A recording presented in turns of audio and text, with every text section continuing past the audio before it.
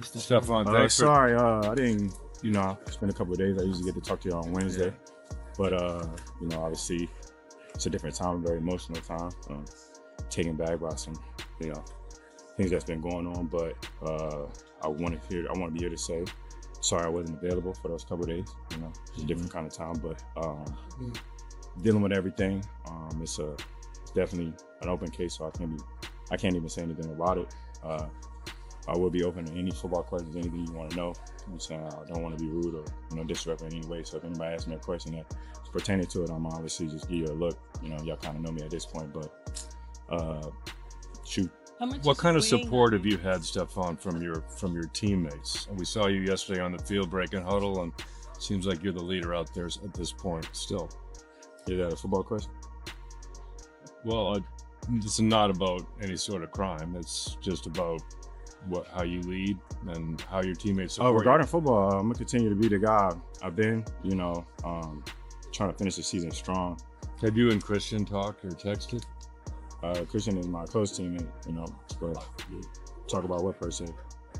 Christian Barmore, you and he both dealing with some stuff off the field. Have you talked? Is that a football question? Try not to be rude. I said it in the beginning. I hear you. No, I ain't give. I be talking to y'all like we friends. I didn't care about that, sir. I wasn't thinking about them winning 4 games. That didn't have nothing to do with it. I wanted to go somewhere where I was going to be in a good situation. I had some experience being in the league. I wanted to have a good head coach. I wanted to have a good OC. And I knew that they were going to have a good defense. Who was your favorite NFL team as a kid? The Dallas Cowboys. My dad liked the Dallas Cowboys. It was America's team, and I'm supposed to like what my dad likes. So. Well, I guess. Were you ever embarrassed in front of your classmates in school when you were younger? All the time. I didn't always have the best shoes. I didn't always have the best of a lot of things, but I had what I needed. So my mom did a great job. Huge shout out to my mom. But part of being embarrassed is, knowing yourself, knowing your worth, and loving yourself.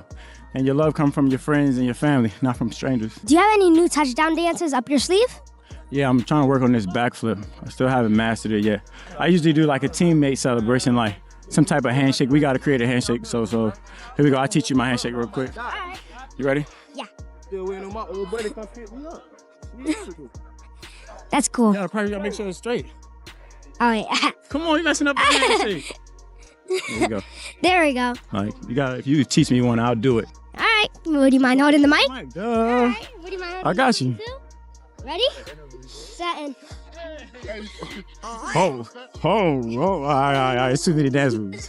That's like TikTok. Yep. Oh, I knew it. Would you mind saying anything motivating to the kids watching my show? Perfect. To little kids watching your show, stay focused, stay grounded, listen to your parents, work hard in school.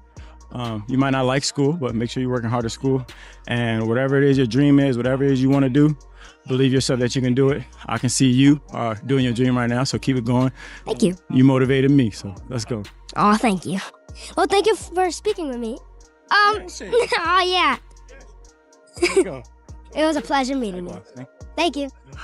Yeah, I ain't gonna say I wasn't. So things kind of happened fast. This game happened fast, even though it's a longer game than usual. But we couldn't get things rolling. It's not on one person. Everybody played a part, so I was definitely surprised. But always wanted to be a champion. Always wanted to be a Super Bowl champion, and the opportunity was right there in front of us. We was one game away, and we had to get through Denver, at Denver. AFC Championship. They worked hard all year. They showed that they were a hell of a football team. So for me, man, I've been in the league 11 years, man. I fell short so many times. I can't say nothing but perfect timing as of right now. I was coming off an ACL injury. New team, new situation, new coaches, new teammates. It all happened exactly how it was supposed to. All right. Let's get into this because something here is not adding up. Did Stefon Diggs really just welcome baby number 8?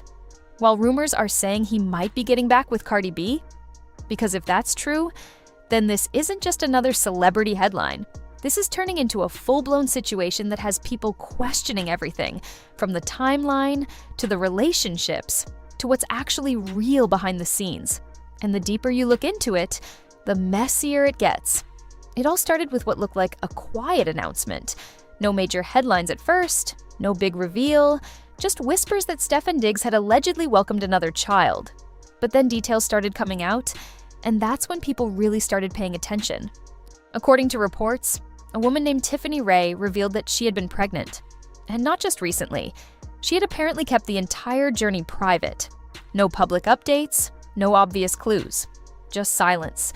And then suddenly, a post, a message talking about protecting her greatest blessing, calling the baby a miracle, something deeply personal, something she chose to keep away from the public eye. And that alone caught people off guard, because in a world where everything gets shared instantly, choosing silence usually means there's more to the story. But the real shock wasn't just the baby, it was when people connected the dots to Cardi B. Because not too long ago, Cardi B had made it very clear. If Stefon Diggs had another child, she was done. No questions asked. And yet, here we are. Now suddenly, the timeline becomes everything. Because if you go back, their relationship was already on shaky ground around the time of the Super Bowl. That's when rumors started swirling that things had ended between them. Some people even claimed it had something to do with another woman showing up, creating tension that couldn't be ignored. At the time, it felt like just another celebrity breakup. But now, it feels like it might have been connected to something much bigger. Because when you start lining up the dates, things get complicated fast. There are claims that Cardi B's own situation began earlier in the year, while Tiffany's pregnancy reportedly started months later. And that overlap? That's where the questions start piling up. Did Cardi B know? Was this something that happened after the breakup? Or during? Or is there a whole part of the story that hasn't come out yet? And just when it seemed like everything had fallen apart, something unexpected happened. They were seen together again. No announcement, no explanation, just footage of Cardi B and Stefon Diggs leaving a club, getting into the same car, like nothing ever happened. And that moment alone changed everything. Because now people aren't just talking about the baby anymore. They're trying to figure out if these two are actually back together. And if they are, what does that even mean? Because from the outside looking in, it doesn't make sense. You go from breakup rumors to a possible new child, to suddenly being seen together again like it's all normal. That's not just confusing, it's the kind of situation that gets the internet going. And that's exactly what happened. Social media lit up almost instantly. Some people were defending Cardi B, saying relationships are complicated and outsiders don't know the full story. Others were side-eyeing the entire situation, questioning how something like this even plays out behind the scenes. And then there were those focused on one detail above everything else. Baby number 8. Because that number alone turned this into something bigger than just gossip. It became a talking point, a headline, something people couldn't stop discussing. But just as that conversation was reaching its peak, another rumor quietly started gaining attention. And this one involves someone on a completely different level. Beyonce. Now at first it sounded like one of those typical internet theories, the kind that shows up out of nowhere and disappears just as fast. But then, clips started circulating from a recent event tied to her hair care line, and suddenly people were paying very close attention. In some videos, fans pointed out that her stomach didn't look as flat as usual. Subtle changes. Nothing obvious, but just enough for speculation to start. And once that door opens, it doesn't close easily. Because within hours, people were analyzing everything. The outfit, the angles, the way she moved, even her face. Some were convinced, saying it was obvious, that she was trying to keep things low-key, that history might be repeating itself. But not everyone was buying it. Because in other clips from the exact same night, everything looked completely normal. No visible change, no sign of anything unusual, which led to a completely different theory. Maybe it wasn't what people thought, maybe it was just the outfit. And honestly, that wouldn't be surprising. Certain styles can completely change how things look on camera. One angle tells one story, another tells a completely different one. But by that point, it didn't matter. The rumor was already out there, and once people start talking, it takes on a life of its own. Which raises a bigger question. Why do these stories spread so fast, even when there's no confirmation? Because when you step back and look at both situations, the one involving Stefon Diggs and Cardi B, and the one involving Beyonce, they have something in common: uncertainty. In one case, it's unclear what really happened behind closed doors. In the other, it's unclear whether anything even happened at all. But that uncertainty, that's the hook. That's the engine that keeps everything moving. Because people don't just want answers anymore, they want involvement. They want to feel like they're part of the discovery process, like they're not just watching a story unfold, but actively solving it, connecting dots, rewinding clips, zooming in on details that may or may not even matter. And in that process, something interesting happens. The story stops being about facts and starts becoming about interpretation. Everyone sees the same clips, the same posts, the same carefully framed moments, but no two people walk away with the exact same conclusion. And that's where things start to spiral. Because when information is incomplete, the brain fills in the blanks. It creates narratives that feel logical, even if they're built on assumptions. A glance becomes a signal, a caption becomes a clue, silence becomes confirmation, and before you know it, a full storyline exists, without ever being officially confirmed. That's the power of ambiguity. And it's amplified by the way we consume content now: fast, fragmented, and constant. We're not seeing full stories. We're seeing snapshots, moments pulled out of context and dropped into an endless feed where everything competes for attention. But even in that chaos, certain stories rise above, not because they're the most factual, but because they're the most engaging.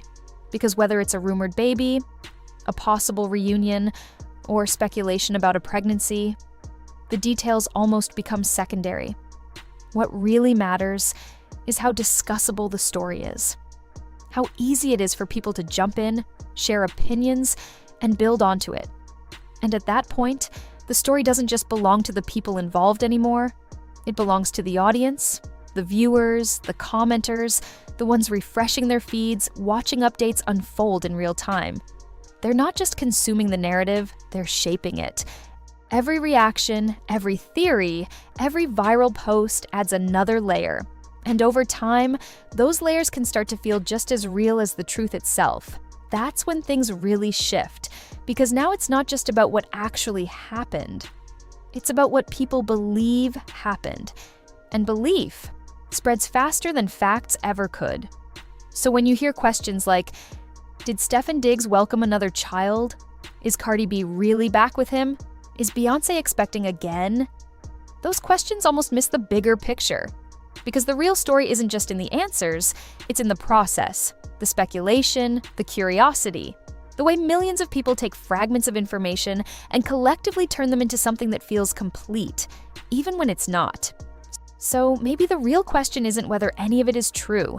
Maybe it's this: in a world where perception spreads faster than reality, at what point does something feel real enough that people stop questioning it altogether? Because right now, the line between those two things is getting harder to see. And something tells me this story isn't over yet. So, what do you think? Is this all just coincidence? Or is there more going on behind the scenes that hasn't come out yet? Drop your thoughts in the comments. And if you want more breakdowns like this, make sure you subscribe and turn on notifications. Because the next update on this, it might not just add to the story, it could completely change it.